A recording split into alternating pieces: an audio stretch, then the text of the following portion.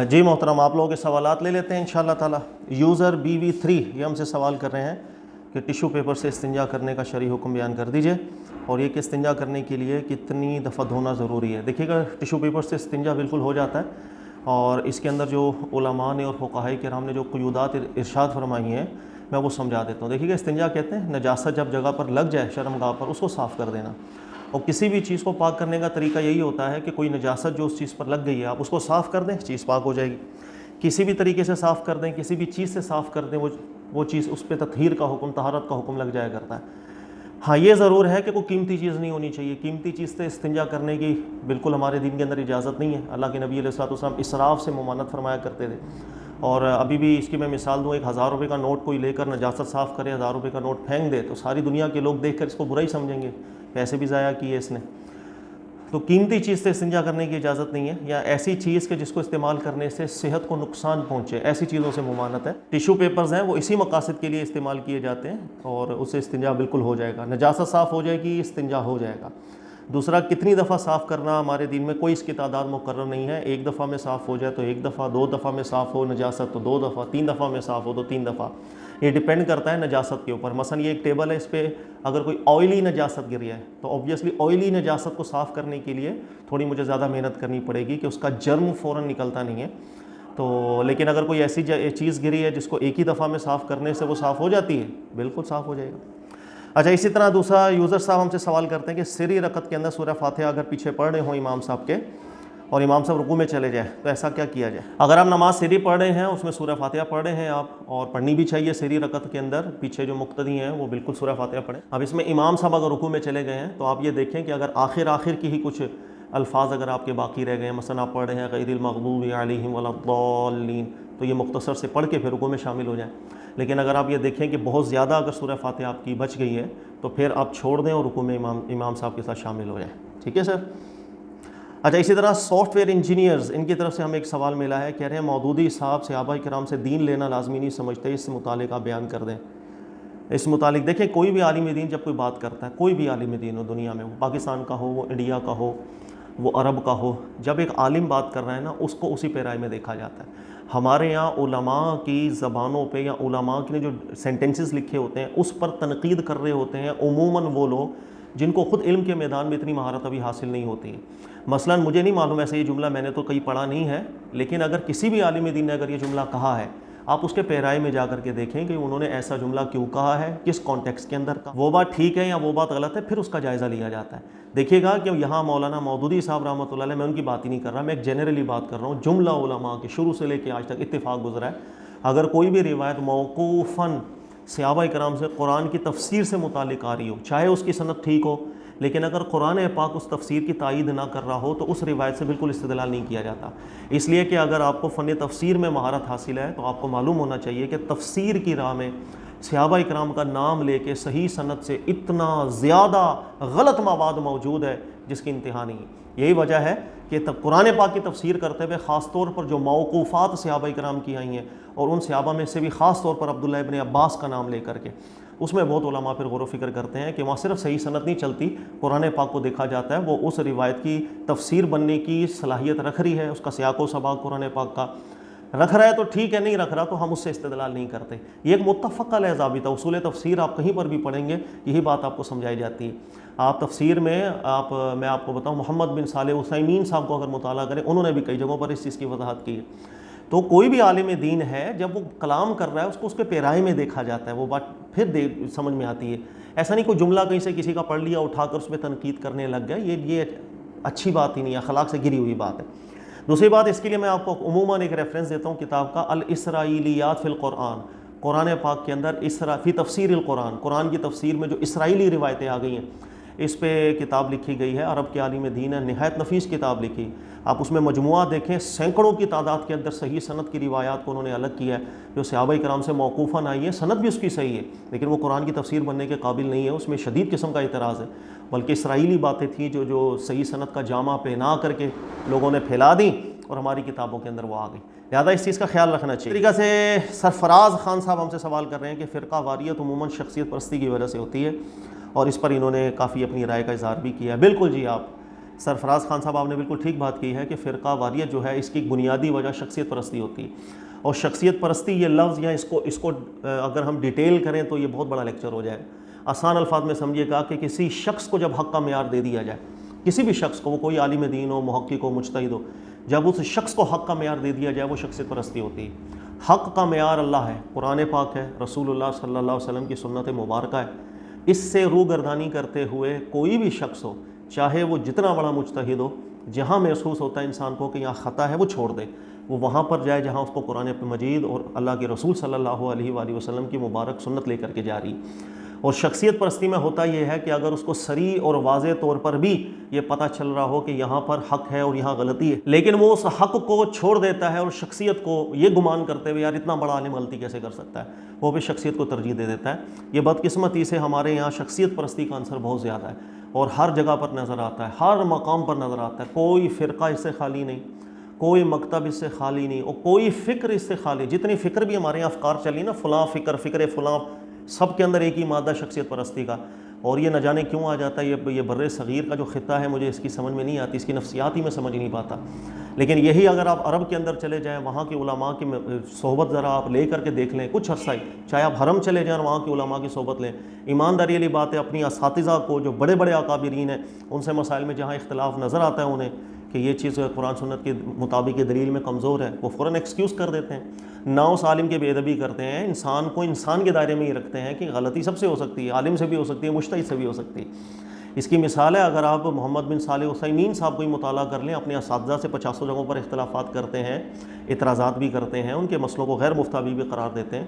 اسی طرح دیگر اکابر، محمد بن منجد صاحب کو مطالعہ کر لیں، انہوں نے بھی کئی مقامات پر ایسا کیا، دیگر علماء کو بھی آپ پڑھ لیں تو وہاں کا مزاج اور یہاں بر صغیر کے مزاج میں زمین آسمان کا فرق نظر آتا ہے۔ شخصیت پرستی بدقسمتی کے ساتھ ایک زہر قاتل ہے، اس سے پیچھا چھڑانا، جس دن ہم ایک بر صغیر کے مسلمان قابل ہو گئے، یقین کریں یہاں پر بہت سے فتنے ختم ہوتے چلے جائیں گے۔ شخصیت پرستی ایسا زہر ہے، حق کا معیار ایک رکھیں، اس کے مقابلے کے اندر اگر جب کبھی کسی کی خطا سامنے آئے اس کو چھوڑ دیا جائے۔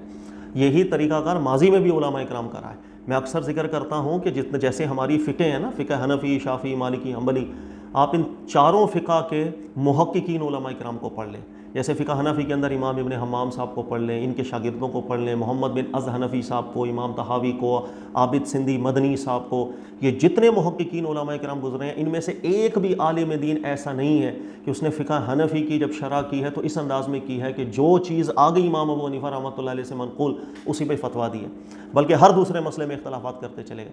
آپ محمد بن از حنفی صاحب کو پڑھیں، ان کی کتاب ہے المشکلات، آپ ان کا مطالعہ کریں، دیکھیں ہر دوسرے تیسرے مسئلے کے اوپر انہوں نے اعتراض کیا کہ یہ مسئلہ مجھے کمزور نظر آ رہا ہے، دلیل یہاں مضبوط ہے۔ اسی طرح فقہ شافعیہ، فقہ مالکیہ، فقہ حنبلیہ، ان کے محققین کو پڑھیں تو یہ تمام کے تمام محققین علماء کرام جتنے گزرے ہیں ان لوگوں نے اسی طرح ہی کام کیا ہے۔ لیکن بدقسمتی سے آہستہ آہستہ یہ جو عنصر ہے شخصیت پرستی کا، یہ بر صغیر کے ماحول میں مجھے زیادہ نظر آتا ہے۔ اس کے علاوہ بھی دنیا میں ہوگا لیکن شاید کم ہے، یہاں بہت زیادہ ہے۔ اللہ تعالیٰ ہمیں اس بلا سے نکالے اور ہمیں حقیقی معنوں کے اندر اللہ تعالیٰ قرآن اور سنت کی اتباع کے اندر لگا دے۔ اچھا، اس کے بعد سرفراز احمد صاحب ہم سے سوال کر رہے ہیں کہ ابن ماجہ کی حدیث ہے 3960، اس سے متعلقہ وضاحت کر دیجئے۔ اور میں بالکل وضاحت کر دیتا ہوں، اور اس سے پہلے جب میں نے سوالات لیے تو میں نے یہ حدیث نکال کر کے دیکھ لی، اب جس پرٹیکولر حدیث سے متعلق بیان کر رہے ہیں دیکھیے گا، حدیث بالکل صحیح ہے، سند کے اعتبار سے سنن ابن ماجہ کی یہ روایت ہے، 3960 نمبر اس کا نمبر ہے، لیکن اس کا جو متن ہے وہ بالکل قبول نہیں کیا جا سکتا۔ اس کی وجہ یہ کہ میں نے پہلے بھی، شاید ابھی کچھ دن پہلے بھی میں نے لیکچر جب ریکارڈ کروائے تھے، میں نے آپ لوگوں کو اچھی طرح سمجھا، صحابہ کرام کے جس وقت آپس میں اختلافات ہوئے تھے اور اس فتنے کے بعد میں نے آپ سے ذکر کیا تھا کوئی بھی روایت جو اس فتنے سے متعلق ہے وہ قابل قبول نہیں ہوتی۔ کوئی بھی روایت جو اس فتنے سے متعلق ہو، اس فتنہ منعقد ہونے کے بعد میں نے آپ سے ذکر کیا تھا، وہ چاہے صحیح سند کی ہو، وہ چاہے ضعیف سند کی ہو، وہ قابل اعتبار نہیں ہوتی، اس لیے کہ اس میں شدید قسم کا تعارض اور شدید قسم کے اعتراضات ہیں۔ اور کسی بھی صحیح سند کی روایت میں جب تعارض آنے لگ جائیں، کلیشز آنے لگ جائیں، تو وہ پھر بات اس میں وزن نہیں رہتا ہے۔ یہ فتنہ خود سب سے بڑی علامت ہے کہ اس کے بعد چونکہ فتنہ ہو گیا، لوگوں کے اندر اختلافات ہو گئے، ذہن بٹ گئے، فرقے بن گئے، اب ہر بندے نے اپنے فرقے کے حساب سے صحیح سند کے جامع پہنا کر روایتیں بنائی ہوئی ہیں۔ یہ جو روایت پرٹیکولر آپ بیان کر رہے ہیں، یہ روایت بھی سند کے اندر صحیح ہے، لیکن میں پھر آپ کو بتاؤں، ایک بھی اہل سنت کے علماء میں سے آپ مجھے بتا دیجئے گا، ایک بھی نہیں ہے جس نے اس روایت کے متن کو قبول کر کے حضرت علی رضی اللہ تعالیٰ عنہ کے حساب کے بارے میں ایسی کوئی نازیبہ بات کی ہو کہ انہوں نے رسول اللہ صلی اللہ علیہ وسلم کی حدیث سن کر ان کا مذاق بنا دیا۔ یعنی جو رویہ اختیار کیا وہ تو مذاق بنانے کے مترادف ہے نا. اب حدیث پوری تو پڑھ لیں. حدیث پوری کیا ہے؟ یہ روایت پوری یہ ہے، حضرت علی رضی اللہ تعالیٰ عنہ جب صحابہ کا کلیش آپس میں ہوا، جنگ کا معاملہ ہو رہا تھا، تو بصرہ چلے گئے حضرت علی. وہاں ایک صحابی ہیں، ان صحابی سے ان کی ملاقات ہوئی، اہبان ان صحابی کا نام تھا. وہاں ان کے گھر تشریف لے گئے اور جا کر کے صحابی سے کہا کہ آپ اس جنگ کے اندر میرا ساتھ دیں. جب حضرت علی نے یہ بات کی تو جو اہبان صحابی تھے انہوں نے کہا ٹھیک ہے حضرت علی میں آپ کا ساتھ دے سکتا ہوں، لیکن ذرا رکیں. آپ نے اپنی تلوار کو منگوایا. تلوار جب سامنے آئی، تلوار کو نکالا تو دیکھا تلوار آگے سے لوہے کی ہوتی ہے نا، مطلب دھار بنی ہوئی، وہ توڑ کے انہوں نے لکڑی کی تلوار بنائی ہوئی تھی. اب لکڑی کی تلوار سے جنگیں تو نہیں لڑی جاتی. صحابی اہبان نے وہ لکڑی کی تلوار دکھائی، حضرت علی بھی دیکھ کر پریشان ہو گئے، یہ کیا؟ تو اہبان صحابی نے کہا کہ حضرت علی سن لیں، رسول اللہ صلی اللہ علیہ وسلم آپ کے چچا کے بیٹے اور میرے خلیل، انہوں نے مجھ سے وعدہ لیا تھا کہ میری امت میں جب یہ فتنے کا وقت آئے گا تو تلوار لکڑی کی بنا لینا، شامل نہیں ہونا کسی کے ساتھ بھی، کسی کے ساتھ شامل نہیں ہونا. اہبان صحابی کہنے بھائی میں نے وہ تلوار دیکھا. میں کہا علی، اے علی اگر تو چاہتا ہے کہ میں تیرا ساتھ دوں تو لکڑی کی تلوار لے کے میں جا سکتا ہوں، چلنا تو مجھے لے جاؤ. پھر حدیث کے لفظ حضرت علی رضی اللہ عنہ نے فرمایا لا حاجت علی فیک ولا فی سیفک، نہ مجھے تو چاہیے نہ تیری تلوار چاہیے. مسند احمد بن حنبل کی روایت ہے. پھر آپ چلے گئے، پھر گھر میں کبھی داخل بھی نہ ہوئے، یعنی اب ناراض ہو کے چلے. اب یہ جو پرٹیکولر واقعہ آ گیا، اس واقعے سے 4-5 نکات مجھے سمجھا دیجیے گا. نمبر 1، حضرت علی رضی اللہ تعالیٰ عنہ جب صحابی کو کہہ رہے ہیں تو صحابی نے آگے سے کس کا نام لے کر بات کی؟ رسول اللہ صلی اللہ علیہ وسلم کا. اور رسول اللہ صلی اللہ علیہ وسلم کی جو روایت بیان کر رہے ہیں اس کے اندر کوئی چین نہیں تھی، براہ راست صحابی بیان کر رہے ہیں، صحیح سند کی صحیح حدیث. کہہ رہے ہیں مجھے اللہ کے نبی صلی اللہ علیہ وسلم نے وعدہ کیا تھا میری امت میں جب یہ فتنے کا وقت آئے گا تو تمہیں حصہ نہیں لینا، لکڑی کی تلوار بنا کے بیٹھ جا. یعنی رسول اللہ صلی اللہ علیہ وسلم کا مبارک فرمانے علی شان سن کر حضرت علی بجائے اس کے، مطلب آپ سمجھے کہ کوئی ایک عام شخص بھی ہو، میں بھی ہوں آپ بھی ہوں، ہمیں اگر رسول اللہ صلی اللہ علیہ وسلم کی بات پتہ چلے بالکل صحیح طور پر تو ہمارے تو رونگٹے کھڑے ہو جائیں کہ کہیں میں تو غلط فعل تو نہیں کر رہا، میں اس کو سیریس لوں، اس کو سنوں. اللہ کے نبی علیہ الصلوۃ والسلام نے کیا آپ سے وعدہ لیا، یا بجائے اس کے کہ آپ رسول اللہ صلی اللہ علیہ وسلم کا نام لیں اور میں بولوں رکھ اپنی تلوار اپنے پاس، نہ تو چاہیے نہ تیری تلوار، اور میں نکل جاؤں. یعنی اتنی بے ادبی رسول اللہ صلی اللہ علیہ وسلم کے مبارک فرمانے علی شان کی. آپ کو لگتا ہے حضرت علی رسول اللہ صلی اللہ علیہ وسلم کے ساتھ ساری زندگی انہوں نے گزاری ہے؟ قرآن پاک نے اصحاب کی جو شان بیان کی ہے، ان کی تعریفیں بیان کی ہیں، ان کی عظمتیں بیان کی ہیں، ان سے کبھی خطا بھی ہوئی ہے تو قرآن پاک نے اس انداز میں بیان کیا کہ عف اللہ، ان کی زندگی میں ان کی خطاؤں کو معافی کی طرف اللہ رب العزت لے کر کے گئے ہیں، جن کی تربیت رسول اللہ صلی اللہ علیہ وسلم نے کی ہو. آپ کو لگتا ہے یہ ان کا انداز ہو؟ رسول اللہ صلی اللہ علیہ وسلم کا مبارک فرمان سن کر کے اس کی ایسا ریجیکٹ کر دیں اس کو؟ یہ قصے اہل شام کے لیے بھی بنائے گئے، یہ قصے اہل عراق کے لیے بھی بنے، دونوں میں ایسی چیز ہے. اس لیے میں کہہ رہا ہوں اتنے تعارض ہیں آپ کہیں جا نہیں سکتے. اہل شام سے متعلق بھی یہی باتیں ہیں کہ بھائی جب ان کو جب پتہ چلا حضرت عمار کی حدیث کا تو انہوں نے انکار کر دیا، انہوں نے نبی پاک علیہ السلام کے فرمان علی شان کو نہیں مانا. تو لوگ اعتراض کرتے ہیں دیکھو جی اہل شام والے ایسے تھے، انہیں رسول اللہ صلی اللہ علیہ وسلم کی حدیث پتہ چلی تو انہوں نے بے ادبی کی. سر یہی حدیثیں حضرت علی سے متعلق بھی ہیں. اللہ حضرت علی کو بھی رسول اللہ صلی اللہ علیہ وسلم کی جب فرمان پتہ چل رہا ہے وہ ٹھکرا رہے ہیں اس فرمان کو، کیسے آپ نتائج نکالیں گے؟ اس لیے جو اہل سنت کے علماء کرام ہمیشہ سے ذکر کرتے ہوئے آئے ہیں کہ یہ جو فتنہ منعقد ہوا، اس فتنے کے بعد کی روایات سکوت رکھیں، خاموش رکھیں. کسی صحابی رسول صلی اللہ علیہ وسلم دور کی بات، کوئی ایمان والا بھی ہے اس کے متعلق بھی زبان درازی مت کریں. دعائے رحمت کریں سب کے لیے، اللہ ان کی خطاؤں کو معاف کرے. جہاں تک آپ روایتوں کی بات کریں گے آپ نہیں حل کر سکتے. دیکھیں یہ تو میں نے آپ لوگوں کو اجازت دی ہے کہ آپ روایتیں اس متعلق کوئی بھی آئے مجھ سے سوال کر لیا کریں، میں تھوڑی وضاحت کر دوں گا. آپ لوگ ابھی اور پڑھیں. یہ تو ایک واقعہ آپ کو ملا ہے نا کہ جس کے اندر حضرت علی کو حدیث سنائی صحابی نے اور حضرت علی نے ایسا رویہ اختیار کیا. آپ تھوڑا سا اور مطالعہ کر لیں، 10 روایتیں اور آپ کو مل جائیں گی. لیکن یہ روایتیں ہیں، اس پر نہ ایمان رکھا جا سکتا ہے نہ اس کو بلیو کیا جا سکتا ہے. اللہ کے نبی صلی اللہ علیہ وسلم کے ساتھ والوں کو اللہ نے چنا، اس دین کو انہوں نے آگے منتقل کیا. قرآن ان کے ذریعے آیا، رسول اللہ صلی اللہ علیہ وسلم کی سنت ان کے ذریعے ہم تک منتقل ہوئی. یہ ذہن میں رکھیے گا، ان کا احسان ہے. خطائیں سب سے ہوتی ہیں لیکن وہ بڑے اعلیٰ لوگ تھے. ان کی خطاؤں کے بعد اللہ ان کو توبہ کی توفیق بھی دیا کرتے تھے. اس لیے زبان کو سنبھال کے ہمیشہ گفتگو کرنی چاہیے. یہی بات اللہ کے نبی صلی اللہ علیہ وسلم سے صحیح طور پر ثابت ہے. رسول اللہ صلی اللہ علیہ وسلم لوگوں کو ارشاد فرمایا کرتے تھے میرے اصحاب کا جب ذکر کیا کرو تو زبان سنبھال کے ذکر کیا کرو. لہذا یہی میں آپ لوگوں کو درس دیتا ہوں کہ فتنے کے بعد کی جو روایات ہیں اس کے اندر بہت سی سب چیزیں مل جائیں گی. انہوں نے ایسا کیا تو وہی بات یہاں مل جائے گی، اہل عراق ایسا کرتے تھے، اہل شام ایسا کرتے تھے، وہی بات یہاں ملے گی، اہل عراق نے ایسا کیا. ان میں سے کوئی بات ناقابل استدلال کے قابل نہیں، احتجاج کے قابل نہیں، استشہاد کے قابل بھی نہیں. اللہ تعالیٰ سمجھنے کی توفیق دے. جزاک اللہ.